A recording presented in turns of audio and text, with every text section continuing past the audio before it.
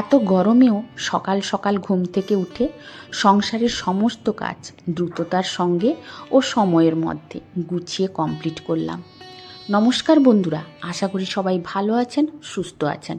আমি সুস্মিতার নতুন আবার একটা ভিডিওতে আপনাদেরকে স্বাগত জানিয়ে আর সঙ্গে নিয়ে আজকে আবার একটা নতুন ভিডিও নিয়ে আপনাদের সামনে উপস্থিত হলাম।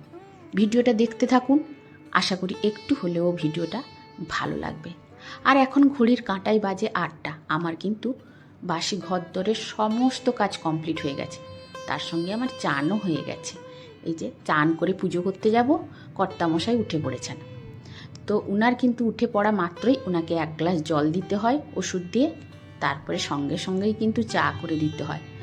তো যেহেতু ওনাকে চা করে দিব, তো আমি না খেলে তো আর হবে না, তো সেই জন্য ভাবলাম একসঙ্গে দুজনই চা খেয়ে নিব। চা খেয়ে তারপরে ঠাকুর ঘরে যাব পুজো করতে। আর বন্ধুরা, আমাকে এখন সকাল সকাল খুব উঠতে ইচ্ছে করে না, কারণ কেন জানেন তো? যেহেতু আমার হাঁটুর প্রবলেম আছে, কোমরের প্রবলেম আছে, সকালে উঠলে কিন্তু আমি খুব তাড়াতাড়ি হাঁটাহাঁটি করতে পারি না, বা পায়ের গোড়ালি খুব একটা ভালো করে ফেলতে পারি না, প্রচণ্ড কষ্ট হয়। ওই যে থাইরয়েড আছে আমার, তো সেই জন্য। আর মুখও ফোলা থাকে, চোখ মুখ ফোলা অবস্থায় ভিডিও করতে থোড়ি না ভালো লাগে বলুন। তো সেই জন্য সব দিন ইচ্ছে করে না বাসি ঘরের কাজকর্ম আপনাদের সঙ্গে শেয়ার করা। তো যাই হোক, চা করে খেয়ে দিয়ে কিন্তু চলে এসেছি ঠাকুর ঘরে পুজো করতে। আর সত্যি কথা বলতে কি, ছাদে এসে আমার এই ফুলবাগান গাছ দেখলেই আমার মন যেন তৃপ্তি হয়ে যায়।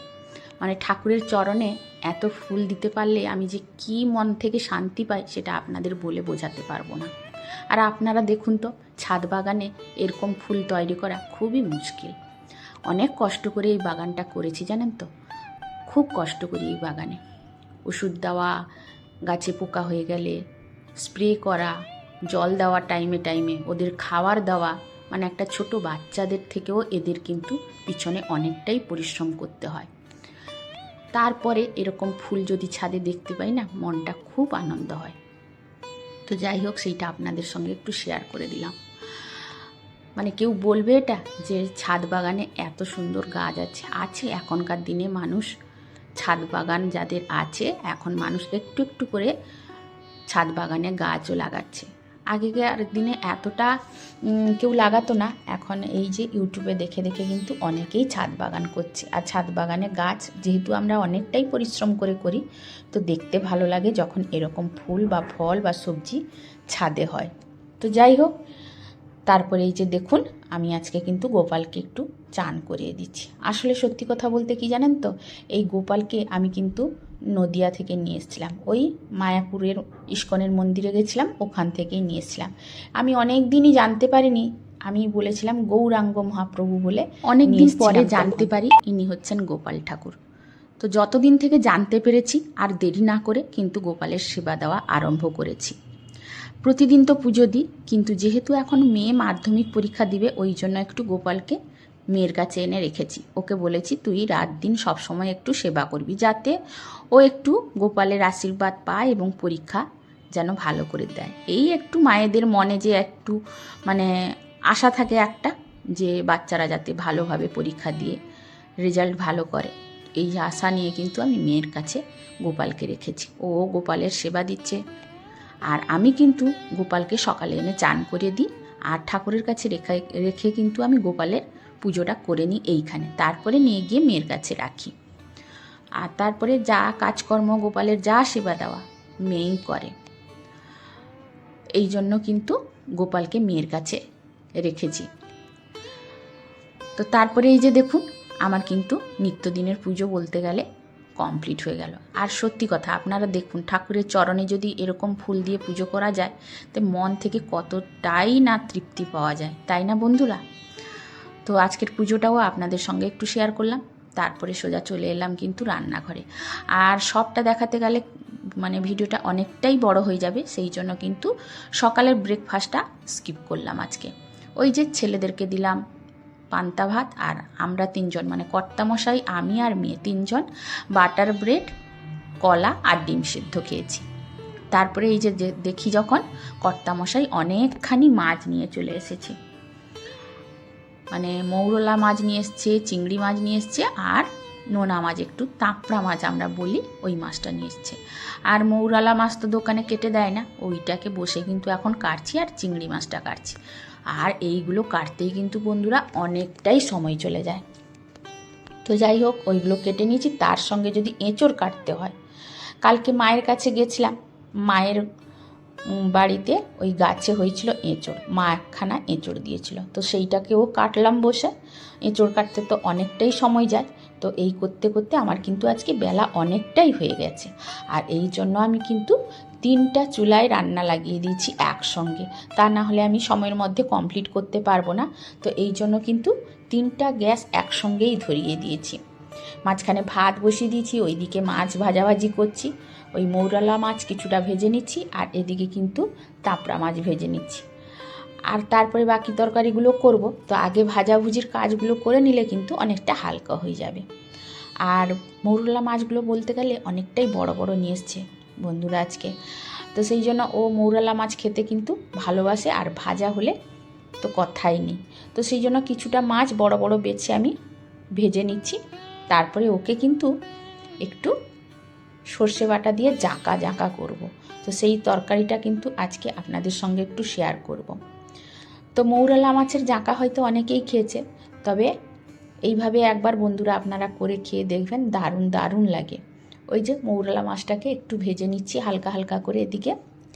আর আমি ওইদিকে ওই ছোটো কড়াই বসিয়েছি, কি জানেন তো, ওই যে মৌরলা মাছের তেল বলুন, বা এখন ডিম একটু একটু হয়েছে, বা ওই যে গালসা যেটা বলে, মানে মুখের সাইডে যেটা, আর একটু ওই যে পিদ যেটা বলে, ওইটা কিন্তু একটু পেঁয়াজ লঙ্কা দিয়ে ভেজে নিচ্ছি, ওটা কিন্তু খেতে খুব সুন্দর লাগে। আর এই দিকে দেখুন, আমি কিন্তু মৌরলা মাছগুলোকে হালকা করে ভেজে নিচ্ছি। এটা ভেজে তুলে রাখবো। তারপরে কিন্তু সেই তেলে একটু আলু, পেঁয়াজ আর কাঁচা লঙ্কা 5 ফোড়ন দিয়ে হালকা করে ভেজে নিব, নুন হলুদ। আর এদিকে দেখুন, আমার এই যে মাছের তেল, পিদ আর কাঁটা দিয়ে কিন্তু পেঁয়াজ লঙ্কা দিয়ে ভাজা হয়ে গেছে। এটা একটুখানি হয়, বেশি হয় না, কিন্তু খেতে খুব ভালো লাগে। যদি মাছটা টাটকা হয় তবে কিন্তু ওই জিনিসটা করলে খেতে ভালো লাগে। একটুখানি হয়, বেশি হয় না। তো যাই হোক, সেদিকে ওই মাছের পিচটা কিন্তু ভাজা হয়ে গেছে। আর এদিকে কিন্তু জাঁকার জন্য, আমরা কিন্তু বলি জাঁকা, অনেকে বলে হয়তো মাখো মাখো, তো সেটা কিছু মনে করবেন না আপনারা, এইভাবেই আমরা বলি এখানে। আর তাছাড়া এরকম খেতে ভালো লাগে, বা আমরা ছোটোবেলা থেকে যেরকম আমাদের মা ঠাকুমার কাছ থেকে শিখে এসেছি, তো সেইভাবেই বলছি আপনাদেরকে। হয়তো অনেক জায়গায় অনেক রকমের বলে, তো আমাদের এখানে এরকমই বলে, এটাই বলে, সেই জন্য আপনাদেরকে বললাম যে ঝাঁকা ঝাঁকা তরকারি। তবে আরেকটা কথা আমি এখানে রান্না করতে করতে আপনাদেরকে অবশ্যই বলবো, কালকে আমার ভিডিওতে অনেকেই কমেন্ট করেছেন, যেহেতু আমি কালকে ফ্রিজ অন করে পরিষ্কার করছিলাম, তো অনেকেই আমাকে কিন্তু সাবধান করে দিয়েছেন বা কমেন্ট করে বলেছেন যে ফ্রিজটা কিন্তু অন করে পরিষ্কার করতে না। তো হ্যাঁ, সত্যি কথা, এটা আমার অনেক সময় ভুল হয়ে যায়, ফ্রিজ অন করেই আমি কিন্তু পরিষ্কার করে নিই। মানে অল্প অল্প যখন পরিষ্কার করতে যাই না, তখন আর মাথায় থাকে না যে ফ্রিজটা বন্ধ করে পরিষ্কার করি। তবে আমি আমার হাজব্যান্ডকে জিজ্ঞেস করলাম যে ফ্রিজ কি অন করে পরিষ্কার করলে কখনো কি কারেন্ট শর্ট খেয়ে মরে যাব আমি?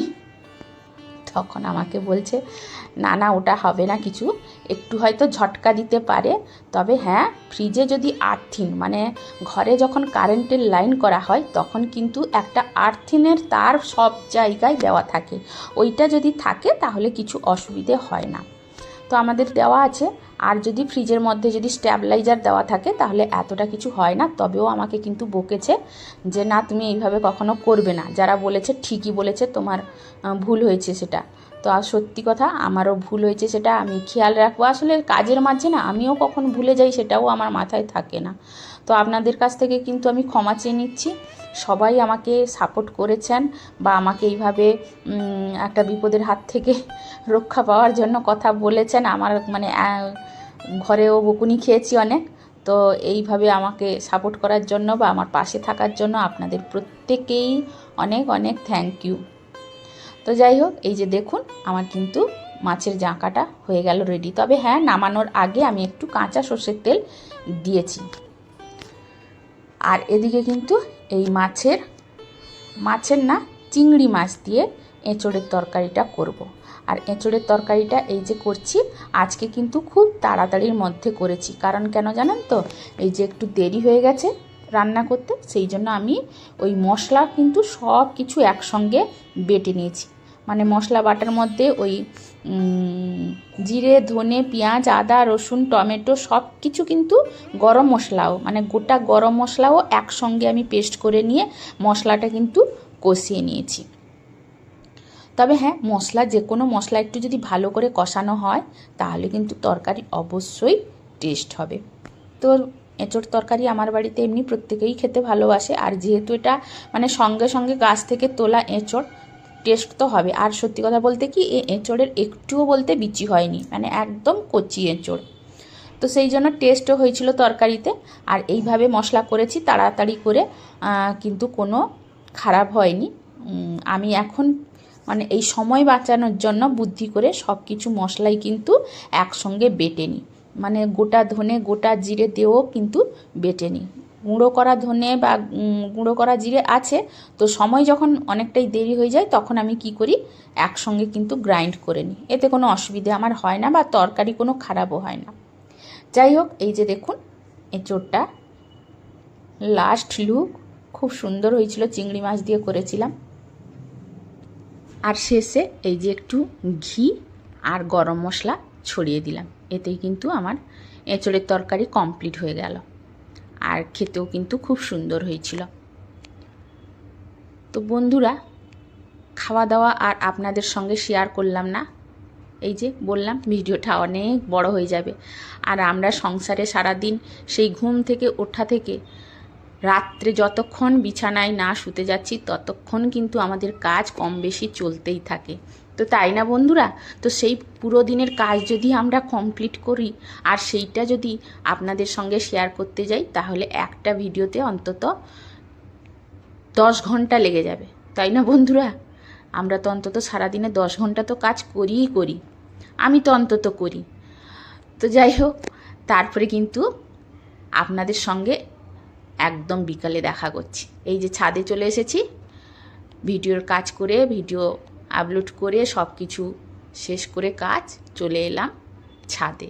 আর ছাদে ওই কালকে রাত্রে ওয়াশিং মেশিনে কাচতে দিয়েছিলাম, মানে কেচে শুকিয়ে দিয়েছিলাম রাত্রিবেলায়, তো এখন শুকিয়ে গেছে। ওই কাপড় চোপড়গুলো কিন্তু আমি তুলে নিচ্ছি, আর এইখানে কিন্তু আমি ভাঁজ করে নিয়ে চলে যাব নিচে, তাহলে এখানে করে নিলে আমার কাজটা কিন্তু অনেকটাই হালকা হয়ে যাবে।